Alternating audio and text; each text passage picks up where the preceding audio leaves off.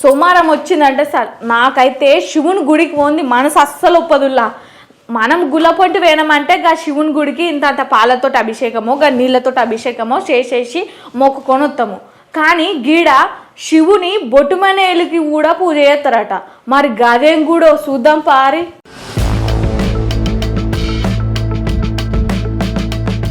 రాజస్థాన్లోని మౌంట్ అబూలో చాలా శివాలయాలు ఉన్నాయి, కానీ వాటిలో అచలేశ్వర్ మహాదేవాలయం ప్రత్యేకంగా నిలుస్తుంది. దీని ప్రత్యేకత కారణంగా భారతదేశంలోనే కాకుండా ప్రపంచవ్యాప్తంగా ఖ్యాతిని పొందింది. ఈ స్థల మహిమ కారణంగా భక్తులు తమ కోరికలు తీర్చుకోవడానికి ఇక్కడకు పెద్ద సంఖ్యలో వస్తారు.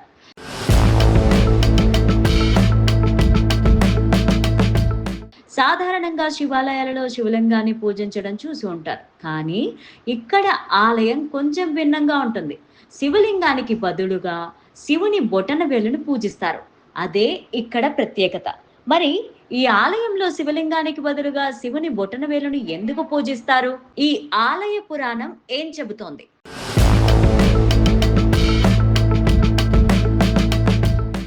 అచలేశ్వర మహాదేవ్ ఆలయం రాజస్థాన్లోని సిరోహి జిల్లాలోని అచల్గఢ్ కొండలపైన మౌంట్ అబూ నుంచి 11 కిలోమీటర్ల దూరంలో ఉంది.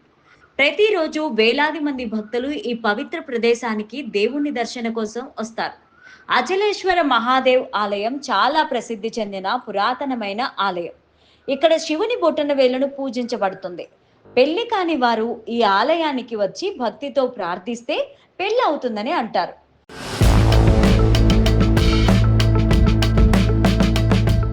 ఇక్కడి ఆలయంలో మరో ప్రత్యేకత ఏంటంటే, ఈ ఆలయం లోపల ఉన్న శివలింగాలు రోజుకు 3 సార్లు రంగు మారుతాయి. అదేవిధంగా శివలింగం ఉదయం ఎర్రగా కనిపిస్తే మధ్యాహ్నం కాషాయ రంగులోకి మారుతుంది, సాయంత్రం ముదురు నీలం రంగులోకి మారుతుంది. కానీ శివలింగం రంగు మారడానికి కారణం ఇప్పటికీ ఒక రహస్యంగానే ఉంది. సిరోహి జిల్లాలో ఉన్న మౌంట్ అబూ పర్వతాన్ని అర్ధకాశి అని పిలుస్తారు, ఎందుకంటే ఈ ప్రాంతంలో 100కు పైగా శివాలయాలు ఉన్నాయి.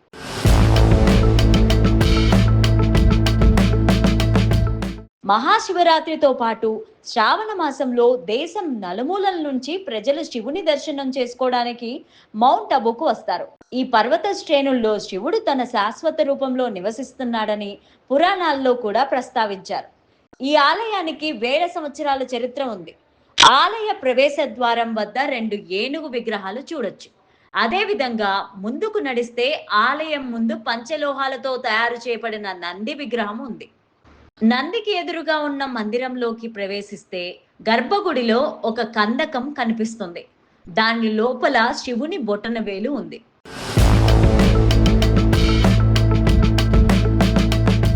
కందకాన్ని రక్షించడానికి ఒక పాము కాపలాగా ఉంటుంది. వశిష్ఠ మహర్షి తపస్సు చేస్తుండగా నందిని అనే ఆవు ఒక కందకంలో పడిపోతుంది. అప్పుడు ఋషులు సరస్వతి దేవిని ప్రార్థించి గుంటలో పడిపోయిన నందిని రక్షించి పైకి తీసుకొచ్చారని పురాణాలు చెబుతున్నాయి. కందకాన్ని మూసివేయడానికి అద్భుతంచల్ పర్వతాన్ని తీసుకొచ్చి బ్రహ్మ అక్కడ పెడతాడని, ఆ తర్వాత పర్వతంలో కుదుపులు రావడం ప్రారంభమైందని, మహాదేవుడు తన బొటనవేలు సహాయంతో కొండని ఆపాడని చెబుతారు. అప్పటి నుంచి శివుని బొటనవేలు ఇక్కడ కందకంలో కదలకుండా ఉందని ప్రతీతి.